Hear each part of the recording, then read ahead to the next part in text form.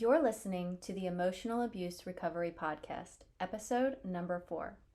In today's episode, I will be interviewing subconscious reprogramming expert, thought work coach, CEO of the Thought Work Institute, and creator of the tool that is changing lives, Dianah Johnson. We dive into how her unique and results-driven methodology works and why it's so transformational. Dianah gives us so much insight and revelations in this episode, revealing just how amazing the subconscious mind is and how we can use it to our greatest advantage.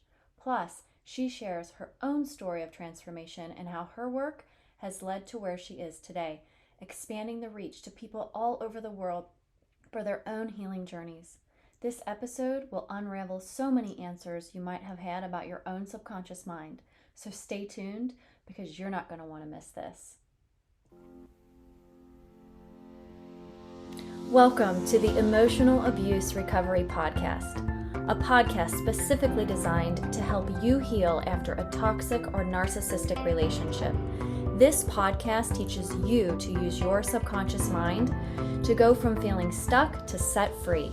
In here, you will learn how to use the power of your own mind to free yourself from emotional pain, move forward with confidence, and experience the inner peace you deserve in your healing journey after emotional abuse.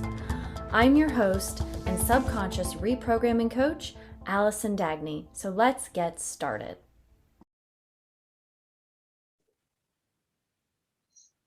Hi, everyone. Today on the podcast, we have a very special guest, Dianah Johnson. I know Dianah from the Thought Work Institute, where I've learned everything I know about the subconscious mind. But Dianah, I'd love for you to introduce yourself and tell our listeners all about you. Sure. Like you said, my name is Dianah Johnson. And first, I just wanted to say thank you for having me on the podcast. I'm really excited to talk about rapid reprogramming. As you already know, I love to talk about rapid reprogramming, and any opportunity that I can have to share it with the world, I love. So to answer your question, who am I and what do I do? I am CEO and founder of the Thought Work Institute, as well as creator of the Rapid Reprogramming Methodology. And currently I do subconscious healing for coaches in order to help them reach their level of success, as well as I certify other coaches in the Rapid Reprogramming Methodology. Wow, that's amazing. And it's a lot. And I am just so inspired by you and all of the work that you do. And I know a little bit about your story. I know just some things that I've listened to on your podcast and things that you and I have talked about. But I would really love, the first thing I want to do, because I have so many questions, is for you to share a little bit about what originally inspired you and on this journey to become a coach and how that evolved into all of this multitude of things that you do now. Sure. So a couple of things inspired me, but I'll try to keep it short and sweet. Yeah. To really answer in a very frank way, what inspired me was my own journey of transformation. And I had gone through a very difficult time in my life when I got divorced. It triggered all of my old childhood stuff. More than the divorce triggered the pain, it was all the childhood stuff that really came to the surface that I had to deal with, that really was based on my programming. And during that time, there was this pivotal moment that I'm sure you've heard about that I do want to share, because I think your listeners would really appreciate this, especially if they're going through something and hope is something that would be really important to them. I think hope is an incredibly important emotion to have during a difficult time. So in that period of my life, when I was going through, I call it the dark night of the soul. Mm-hmm. And I had asked for a sign from the universe that I would be okay. And I didn't get it the first day. And then the second, and I panicked when I didn't get it. I thought, oh my God, I'm not going to be okay. The sign that I had asked for was I wanted to see an elephant. Now, I live on the east coast of Canada. There are no elephants on this island. If I saw one, or if I, saw one in any capacity, I would know that this was my sign that I was going to be okay. So anyway, long story short, I didn't get it for 2 days. And then my cousin and I went to lunch. She didn't know that I had asked for a sign. She didn't even know that I was going through my own personal, I don't know if you can swear on your podcast, but HELL. And so she didn't know any of that story. But after we finished lunch, she said, let's go in this she said, let's go this way. And she pointed through this alleyway that wasn't in the direction of our house, my house. not even in the direction that I had ever gone before. So I'm like, yeah, sure, I don't mind. I was kind of in that fog, and I would just say yes to anything. So when I walked through the alleyway and got to the end, all throughout the pavement, everywhere were colored elephants painted all over the driveway, and it led into this store. And when you go into the store, or when we went into the store, there were elephants everywhere. So of course I bought a couple, and I started crying, and my cousin is like, why are you crying? And I'm like, then I had to tell her the story. And I just knew in that moment that I would be okay. So this was what had triggered me to stop being a victim, to really take responsibility, because I had this inner strength and this knowing at that point that it was going to be okay. It was just going to take more from me than I had ever done in the past. So just a little bit of background, before I got to that moment, my entire life had been ebbs and flows of anxiety and sadness and feelings of unworthiness because of my childhood and then my marriage. And I thought I was destined to always be that type of person, quote unquote, that I would always be anxious, that I would always be in the ebbs and flows of anxiety and sadness. And I didn't know there was another option. And that sign just allowed me to open to the possibility that there was another option. So that weekend, I went into the bookstore and I said, show me what I need to see. And I immediately found some really pivotal books on the subconscious mind and the mind, and I devoured everything that I could find. And then also that weekend, which is pretty incredible, my sister, not knowing this whole story and what was happening, gave me a gold, I still remember it was a gold bookmark with a red ribbon, and the gold, it was like metal with an engraving of the words, with your thoughts, you create the world. And it was by Buddha. Yeah. So I was like, oh my God, this is so strange. And of course, there's so many stories I could tell you about how this all unfolded. So I started doing this work. I started questioning everything that was in my mind. I know I'm really cutting the story short, but long story short, within a matter of 3 months, not only was I feeling better from my current circumstance at the time, but more at peace than I ever had in my entire life. Wow. So when you ask what inspired this journey was my own transformation. Mm-hmm. You know, sometimes I say I became a completely different person, but in reality, and I know you know what I'm going to say right now, I became the person that I was born as before the programming, before life happened, that told me I wasn't good enough, and that life wasn't safe, and it was scary, and all of the things that were triggered in me that created the sadness and anxiety. I returned to the person who had that natural state, like we all do. So if anyone's listening, your natural state is peace and contentment. And what gets in the way is that programming. And when you release that programming, you return. Like my podcast used to be called, when I worked with divorced women and did life coaching using rapid reprogramming, it was called Return to You, for that very reason, because I returned back to the person that I was born as, in that natural state of contentment and peace. Yeah. And truly was happier than I had ever been in my life, because my mind, I knew how to work with my mind. I knew how to work with the triggers and release the triggers of the anxiety, sadness, and everything else. So that is what inspired the journey. Of course, after that, I got all of the training in the brain in subconscious healing, cognitive behavior, neuroplasticity, neurolinguistic programming. Like I don't know if this is a Gemini thing, but I am someone who I need to learn everything, and I want to know everything. Right now, I'm currently getting a doctorate in metaphysical sciences, because why not? Right. So I did all of the training in the brain because I wanted to know why it worked, how it worked. And because this is the most important part, because I had completely, what's the word so I had this myth in my brain my entire life that because of my childhood, this is how I would always be. Yeah. And I had totally discredited that myth in my reality. I was no longer that person. And how did I go half of my life believing that I had no other choice? Right. And I know with the work that you do, that there's a lot of messaging that once you have been through, you know, a narcissistic marriage, for example, that this is the outcome and it will always be this way. Yeah. Right. That there's not a lot of choice. Yeah, I was just about to say that, because a lot of people feel, like you said, they're destined to be this way. They will always be in the word I hear a lot is broken or damaged, and then they'll never heal. I used to think I was broken. That was exactly the words that I had used. I thought I was broken because of my childhood and then my marriage. And what I want everyone who's listening to know is that you cannot break energy. You cannot break light. Like, you are light and it can't be broken. Right. So this entire journey that you're on is to remember the light that is you. Right. Right. And it might feel like a person can break you, but just because you feel it, just because you believe it, doesn't make it so. Right. A light can't be broken. That's how I always think of it. Absolutely. And I love your story. That is such an amazing story. I'm so glad that you shared that with us. What, the theme that I kept hearing when you were talking about it is just this hopeful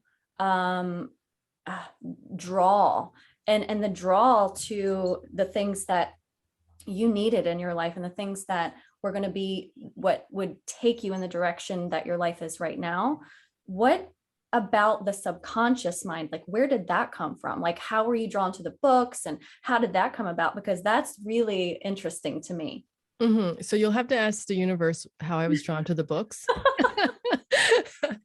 1,000,000%. I do not think that there are any mistakes. Okay. And I was meant to do the work that I'm doing today and to help the people that I am helping, and, all of the clients that you help, that ripple effect, all by design, 100%.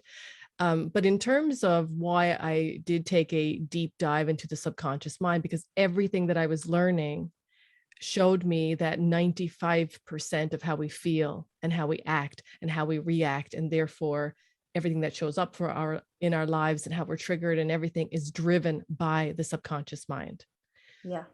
And what I had been doing up to that point of learning about the subconscious mind is I was doing all of the, now I want to say this with a caveat. I believe in everything that I'm going to list right now as a part of the recipe, but it's not the full ingredients. Do you know what I mean? I don't, it's a bad analogy. You're way better at analogies than I am, but you know what I mean? So I would do the meditation, the breath work, the energy work, walking. I did everything that everyone told me to do to not be anxious, to not be depressed, to,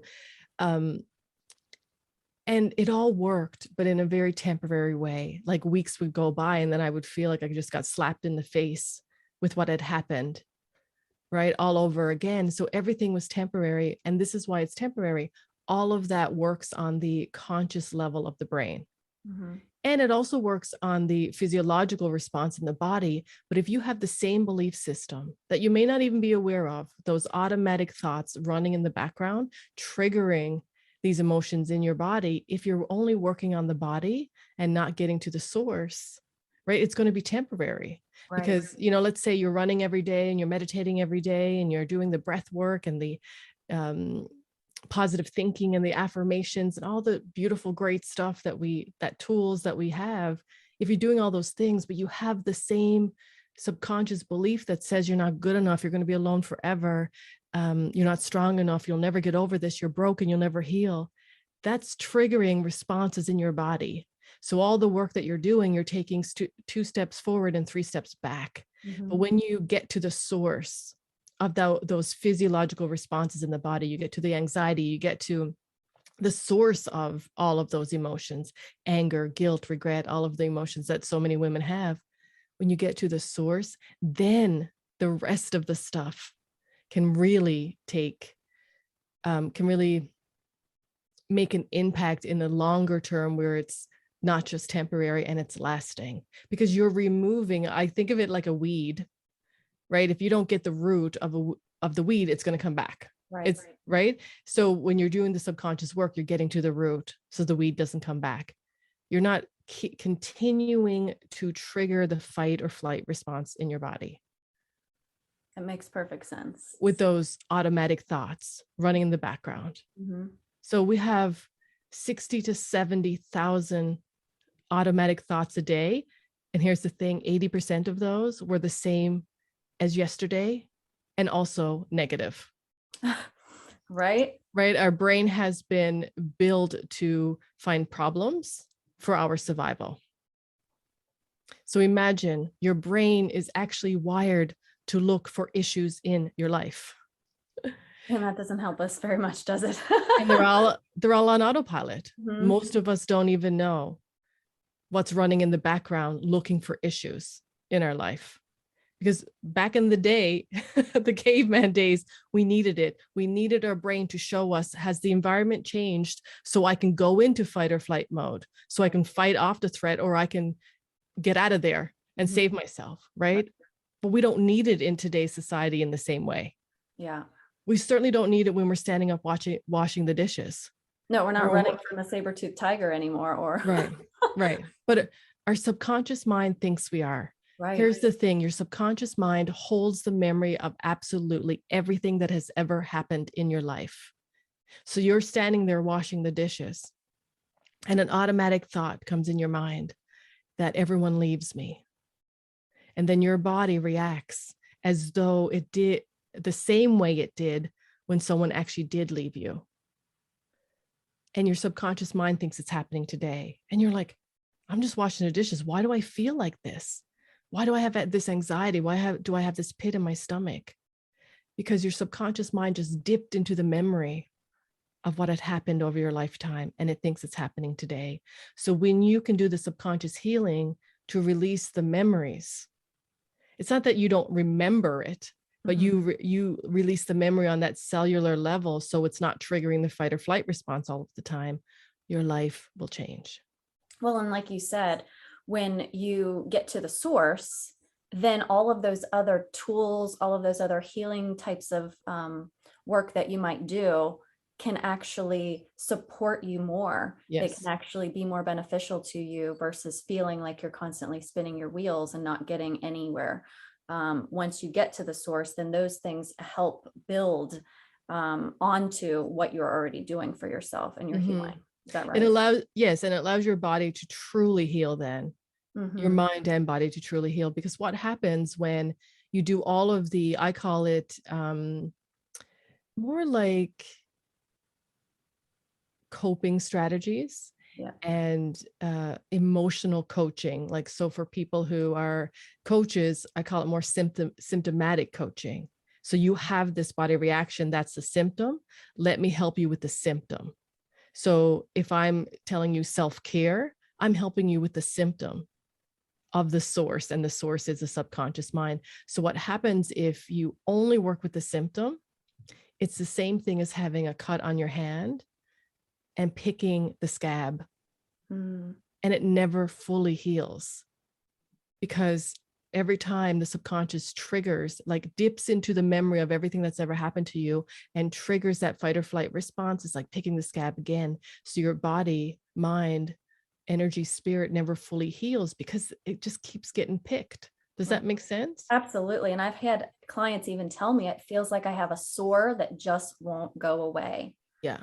And that's a horrible thing to feel like, that you just have this thing that you don't know how to extract or to heal. And getting to the source, like you said, is where it's at. And then everything else follows. So thank you for sharing that. That was really, really thorough. And I think our listeners are really going to appreciate that explanation. So I really want to talk about next the 4-step process or tool that you use, that I use with my clients, that is so life-changing and transformational. This 4-step process, I want to know how you came up with this process to help people. How I came up with it is I lived it, truly. And it's not just this black and white answer. Like I said, I did all the training in the brain to understand how it worked. But the core foundation of this process is that you just stop believing everything you think. Now, it's not as simple as in your mind, you say, oh, well, is that true? Or it's not positive thinking. It's not affirmations. It's not like, let's gaslight myself in order to convince myself my thoughts aren't true. What it actually is training your brain to weaken the neural pathways that create or that hold the painful or limiting thinking. You weaken those pathways and you strengthen the positive ones, the ones that have another possibility for you that's less painful. And it's based on neuroplasticity. We now know that your brain can change at any age, and we didn't always know that. And the way you change your brain is to actually show your brain other possibilities so it loosens its grip on the neural pathways. So here's the simplest way to explain it. If you were taking a path through a grassy field every day, and you took the same path over and over, eventually you would wear a path down in the field, and it wouldn't even dawn on you to go in another direction to get across the field. You would go through the pathway that's worn down. This is what your brain is like. So if it has been repeating on the same pathway, the same neural pathway, I'm not good enough, I'm not good enough, I'm not good enough, it doesn't even dawn on you. It doesn't dawn on your brain to take another path that's less painful, which says I am good enough. So this 4-step process is to actually bring into awareness what's running in the background on those pathways and showing your mind other possibilities so it loosens its grip on the path it's taking, and then strengthens another path that's less painful or less limiting to you. Yeah. So the 4 steps is really bringing it into awareness and showing your mind other possibilities to discredit what is painful, and doing it all in a very relaxed state and on paper. So we're engaging the subconscious mind. So what a lot of people will do is do it consciously. So I'll have clients come to me and say, but I know I'm good enough.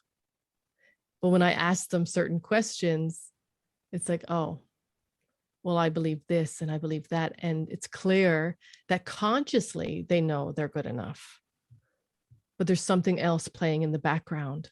So we're getting to what's playing in the background, which is those neural pathways running on autopilot, telling you if you're good enough and strong enough, and if you're going to fail and people are going to leave you, and so many other things that we have, unfortunately, playing in the background, because this is how it works. This is how these neural pathways are created.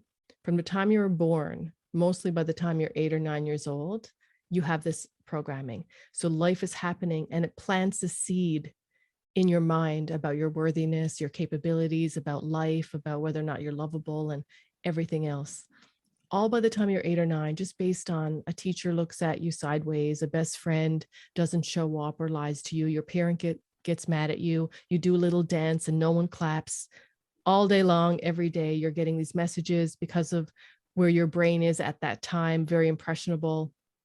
You're getting these beliefs that are seeds being planted in your mind, and then those seeds get reinforced over your lifetime, and they take root as beliefs in your subconscious mind playing in the background.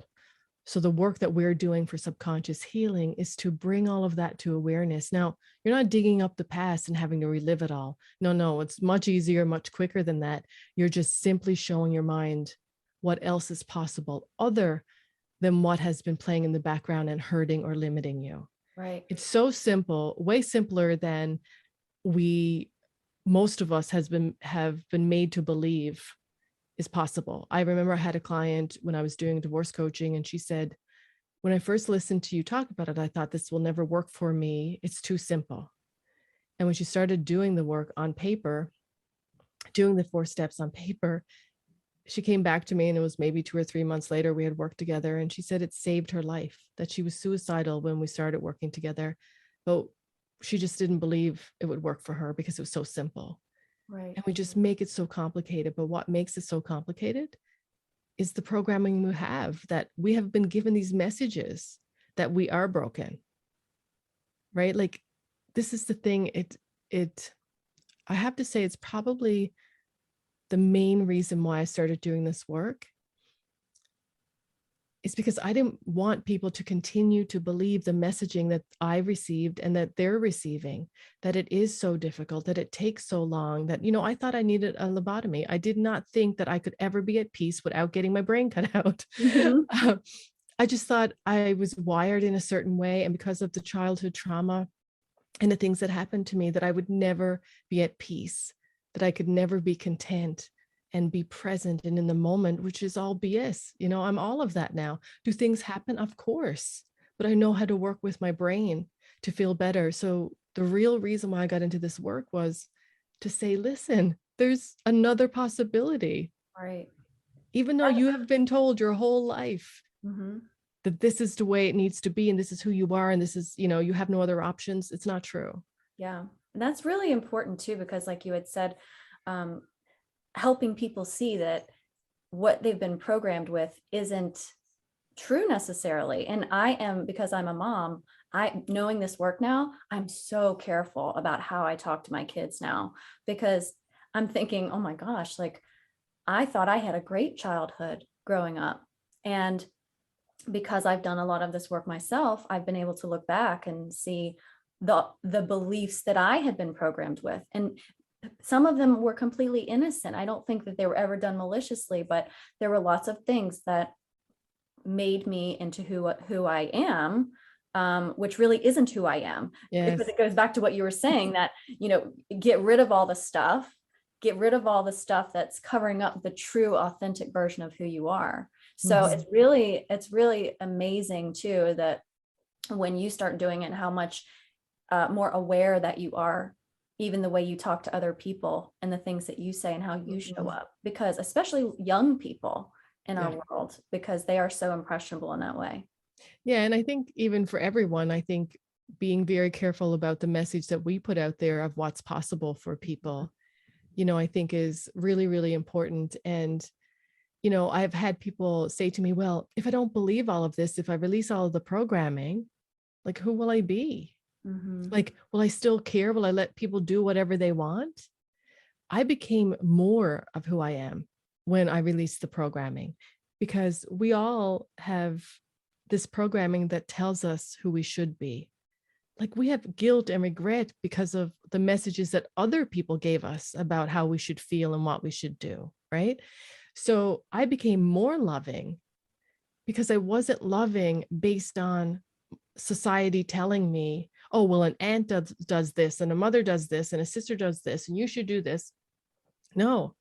Now when people are with me, they know they're with me because it's genuine and true. No obligation, no responsibility, no even religious thing behind it. It's like, oh, she just wants to be with me. So you become more of all of the greatness that's already in you, because it's the truest version of you. It's not the conditioned version of you, the person that everyone said you should be. And that's why I say you return to your light. Your light is that truest, greatest version, highest version of you that only you can feel, experience, and be fully if you don't have the conditioning in the way. Yeah, I love that. That is so inspiring. And I'm so glad that you shared that. So, because this tool that I use and the 4-step process that all of your coaches are using, what do you feel like when you started this? What was your original vision for that? How did you think it was going to be, and how is it being used today? What was your vision about how you wanted this to be used? So, just to be really honest, I had completely transformed my own life, like I already said. And I'm trying to figure out how to say this in a way that I just felt really called to share it with as many people as possible. So when I became a coach, it was for that reason. My vision was, me personally, I would help as many people as I could through a similar journey that I had been through by showing them what I had done. Like, that was my full and complete vision that at that time. And then I obviously couldn't work with everyone that needed my support in that way, because after I started doing this work, there were so many clients telling other people about me, and then, or the work, telling other people about the rapid reprogramming method, and then giving me testimonials and social proof. And everyone's like, wait, what did that person do? And what are they doing? And look at this message that's completely different than what I have heard. So when that time came, it was like, I can't possibly help as many people as I want to help. So that's when I decided to, completely pivoted in a very successful coaching business. I was fully booked all the time.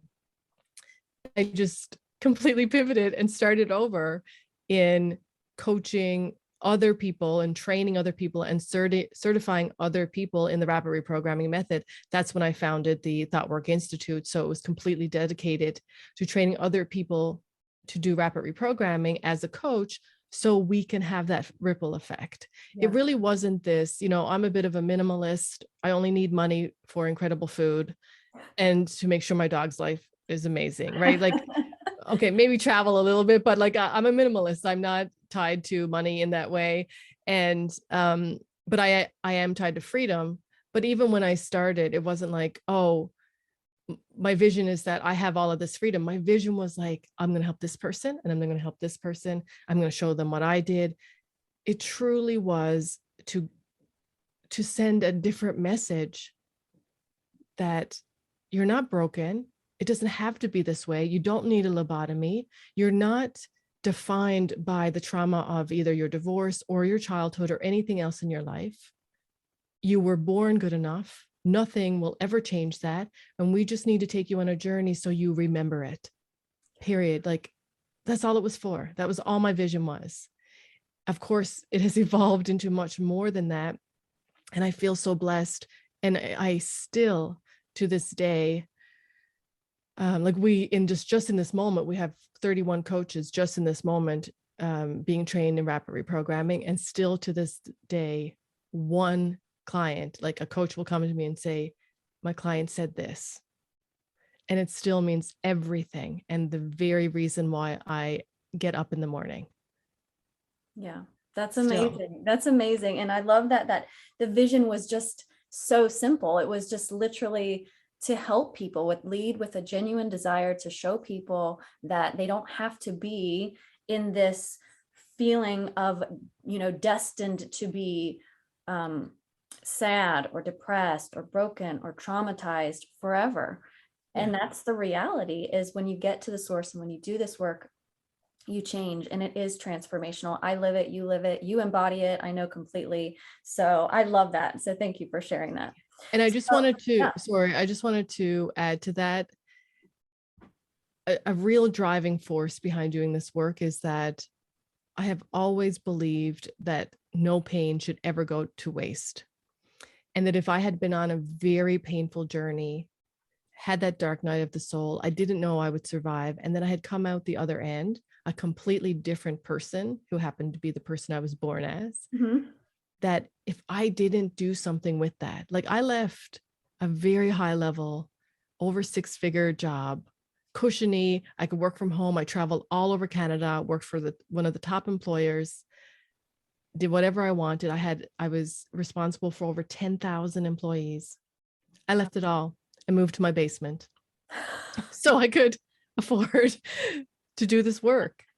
I rented my upstairs, and thankfully I'm back into my house. But at the time, I left it all in order to make sure my pain didn't go to waste, my transformation didn't go to waste, because this is what I think it would mean, that the universe had given me the gift of pain so I could transform, because we only transform through pain. We don't transform when life is mediocre. Mm-hmm. Like, pain is our greatest gift. And I know I'm probably going to upset some people by saying that. But when you think about the times that you have grown the most, become the most compassionate, right? Have learned the most and become the highest version of you, it is after you have been through something. Yeah. Am I saying pain is good? No. Am I saying that we deserve it or we should have it? Absolutely not. But what I'm saying is the gift of what can happen. That's the part that's the greatest gift. The possibility in the pain, I should say. Yeah. Pain is not the gift, but the possibility in the pain is the gift. And I truly felt that had I just been through that unbelievable, hellish journey and not helped people with it, it would be like saying, thank you, universe, for giving me the possibility in the pain, but I'm doing nothing with it. It would be like a slap in the face to the universe who had given me the gift, because I don't think there are any mistakes. And I always have a choice with what I do, right? I always have a choice how I react and respond and what I do next. And I didn't want to slap the universe in the face and say, thanks for the greatest learning gift transformation of my life. I'm just going to keep it here. It wasn't an easy road, right? Any of it, not only the painful stuff, but creating the coaching business, creating the rapid reprogramming method, moving to the basement and giving up everything. And my family going, what, are you crazy? And, doing all, it wasn't, but it was 1,000,000% worth it. And how could I not? Mm-hmm. That's what I always think. How can I not? And that's what I say to the coaches inside of the Institute now, as you know, when you're feeling fear and you're saying, who am I to do this? And I always say, you should be asking, who are you not to do this? How could you not do this when you have transformed? Yeah.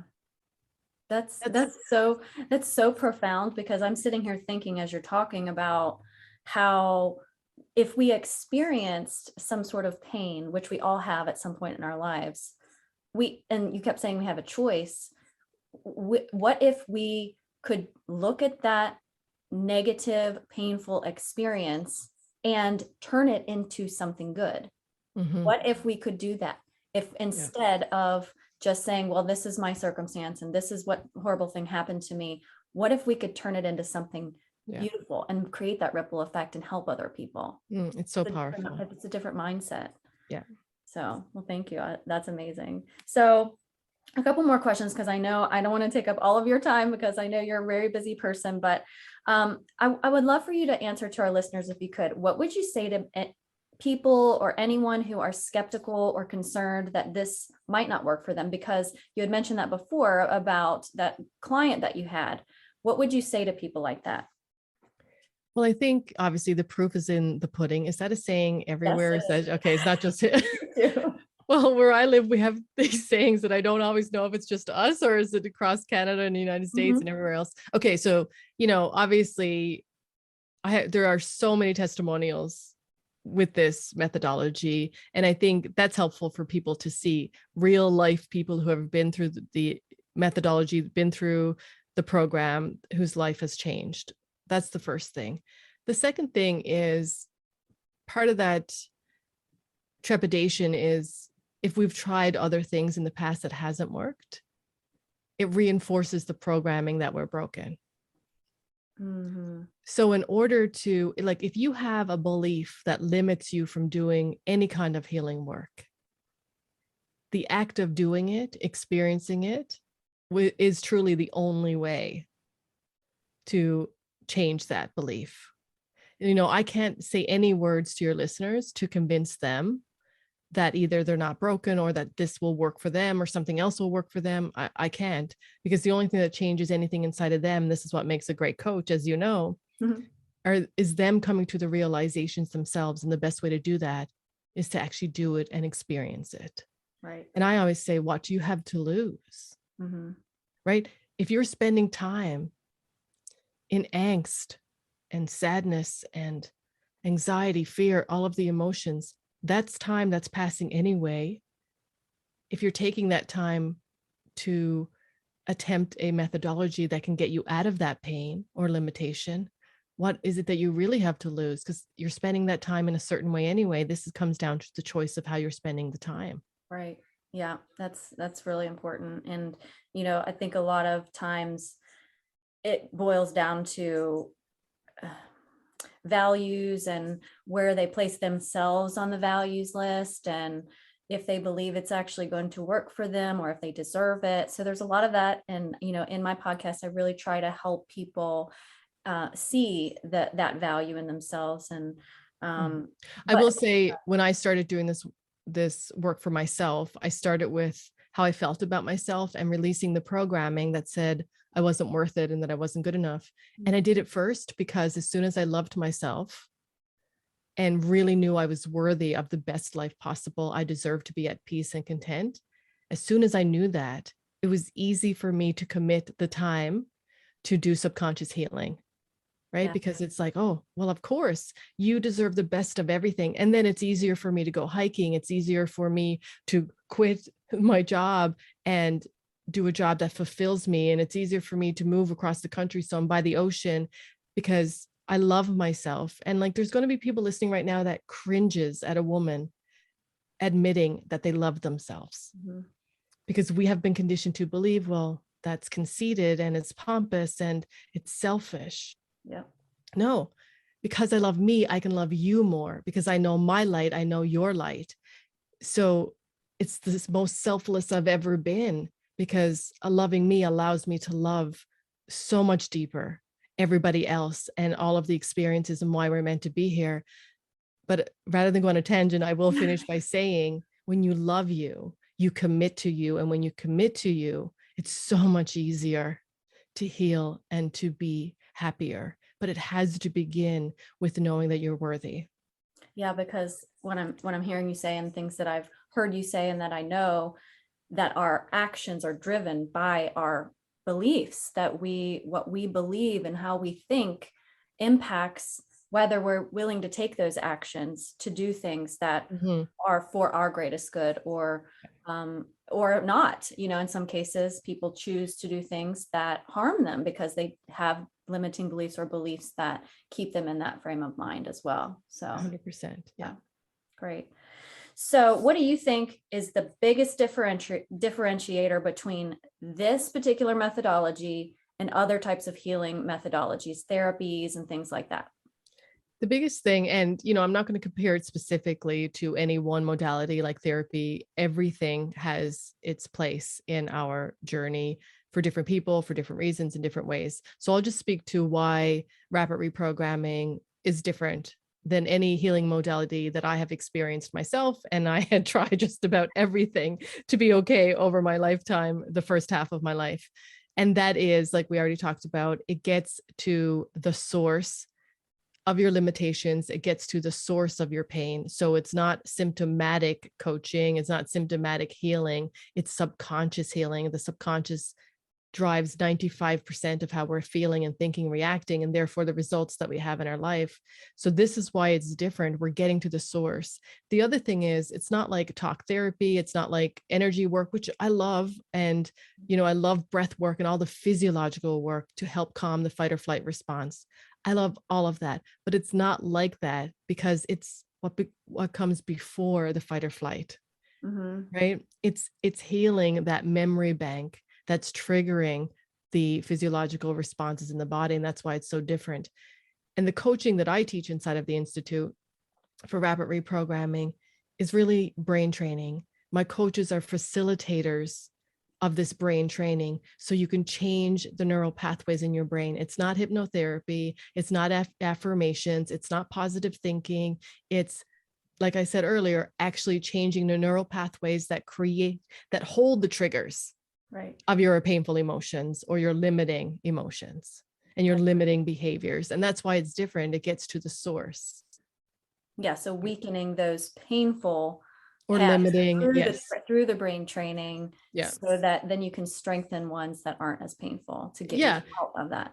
Yeah. And I also say limiting because this is for anyone at any time that wants to change how they feel or wants to change how they behave. So it's not for only people going through pain. It's for people like I do subconscious healing for coaches. It's for people who maybe they have money stories. Maybe they don't want to put themselves out there and they feel some imposter syndrome. It's not only about pain. It's about anything that's holding you back from having your greatest life and the highest version of you. Yeah, I love that, because I've used it for so many things personally for my life. That didn't have to do with, emotional pain necessarily, but maybe wanting to feel more powerful in a situation and have more confidence, or there's just, it's limitless. There's literally so many things that you can use it for anything. Great. Well, thank you. So was there anything you had any final thoughts on before we wrap up? I just wanted to ask that one last question. I guess I will reiterate, because I do think it's the most important message, which is that you are not broken, right? There's nothing wrong with you. It is simply programming. Like we've all been programmed from the time we were born till we're 8 or 9 years old, that got reinforced, that's now being triggered. And this is for all of us. And when you really understand that you are light, you're just light experiencing life. And your journey is to return to that light that is naturally at peace and content. And this isn't a religious thing. It is an energy, spiritual, this has been proven, right? That we are made of that light. Yes. So I guess I always want to remind people that you are that beautiful light, and you just need to remove the layers of programming, the messages, of other people, of society, of life that's happened to you up to this point. You remove the layers of messaging, that conditioning and programming, so you can tap in to that version of you, which was naturally more at peace and more content. So if you're listening and you're feeling like hopeless, or that you're broken and nothing will help you feel differently, I want you to know that is not true. And just because you believe it doesn't make it so. In fact, if you believe something else and you choose to believe something different, then you actually can make it so. So I would just ask people to really reflect on that and question it. Yeah. What is possible for me? What have I been telling myself about my journey and my journey of healing?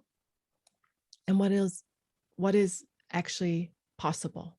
Is there another possibility? Can I just consider something? Even that, every single day, saying to yourself what else is possible can start to train your brain to look for possibilities other than the pathways it has been on. Yeah, that's so important. And thank you for those reminders. I even ask my clients sometimes to put Post-it notes up, like what else is possible, or what else could it mean, in a place where they can see it every morning, because that reminder of constantly questioning the thoughts that are coming up will really be so pivotal to moving yourself from one place to the next, where you don't want to be to where you do want to be. So yeah, that's a great reminder. And I would add to that, because, I could talk about this forever and go really, really deep into this, but I would add to that to think about what you were surrounding yourself by. All of my clients, when I was a divorce coach, when I first started, I asked them to get out of my group and get out of everybody else's group on Facebook. So you've got to think about, are you giving your mind messages through your friends, your family, people on Facebook that are going through difficult times? What messages are you feeding your brain every day? Does it reinforce the thoughts that create the pain and limitation, or does it expose your brain to another possibility? That there is, like you listening to this episode today, where I'm talking about there being another possibility, about my own transformation, about the hundreds of people that I have worked with that have been transformed through rapid reprogramming. That alone, your brain goes, wait now, something else is possible. So imagine if you're exposing yourself to other possibilities, that is opening your brain, and you'll start to see more.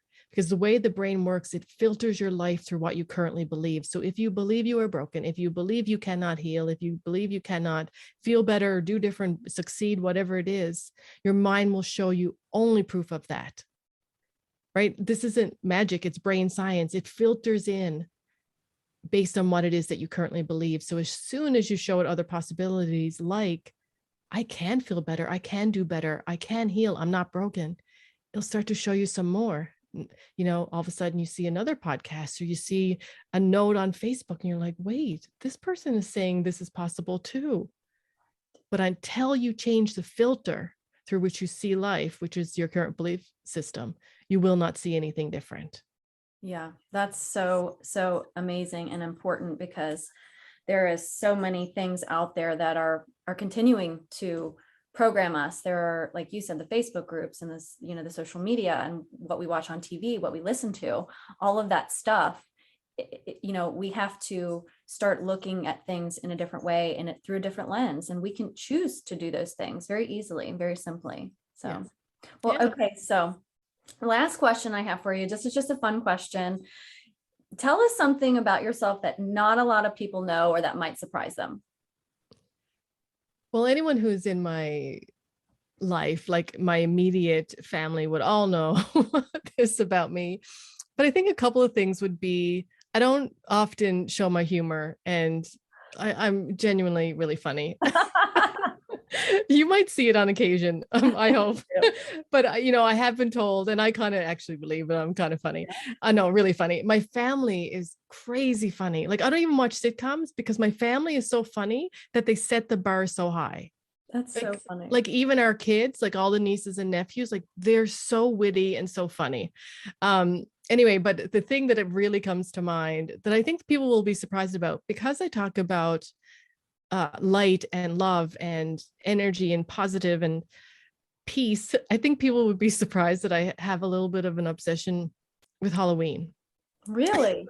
Yeah, so you're surprised. I'm surprised. I didn't know. Yeah, so because people think Halloween is dark and scary and, all the paranormal stuff. But the reason why I love Halloween is a lot of adults get dressed up just once a year to step out of their box, and they laugh and they have fun and they let the guard down, and the programming means nothing because they get permission, right, to be silly and to dress up and have fun. Like, I love that. And also, at least in North America, of course, I'm not going to speak for outside of North America, even kids who can't, like, for Christmas, I feel like there's a gap between what children get in different households. Mm-hmm. But with Halloween, like, you could put a pillowcase on you and you can get candy no matter what. Yeah. So the possibility of kids being very happy at Halloween also makes me really happy. So Halloween is my favorite, other than my birthday, my favorite day of the year.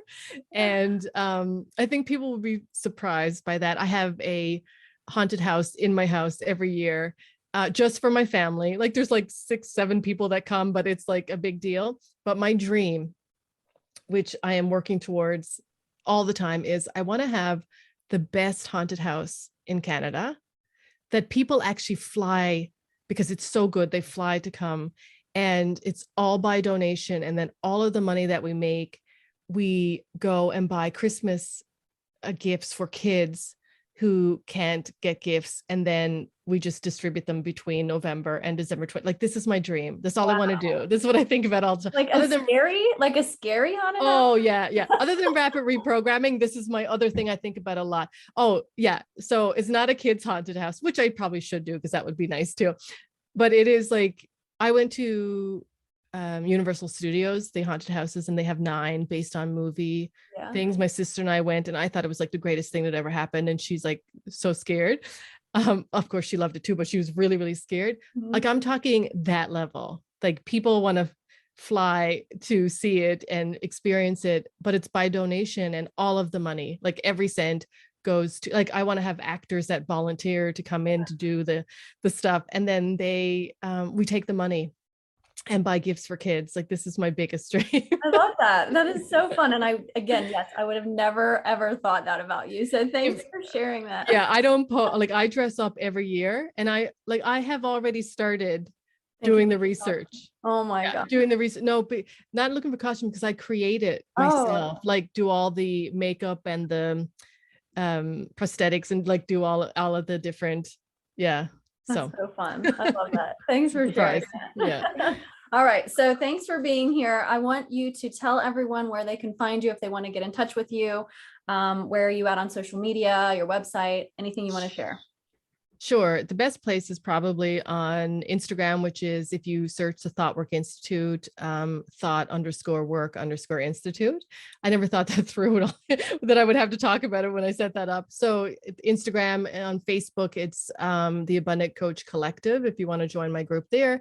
And the website is thethoughtworkinstitute.com. Great. And I will include all of that information on the show notes at the bottom if you want to get in touch with Dianah. So thank you so much. You're welcome. Alrighty. Okay. Have a great one. Thanks. Bye. Bye. Thank you for being here with me today in the Emotional Abuse Recovery Podcast. I hope you found value here with me. If this podcast episode was helpful to you, I'd love for you to hit subscribe and leave me a review. My goal is to help you go from feeling stuck to set free. You can find me on Instagram and Facebook, and you can check out whentearsleavescars.com for more resources and information to help you with your own emotional abuse recovery. Until next time, here's to believing in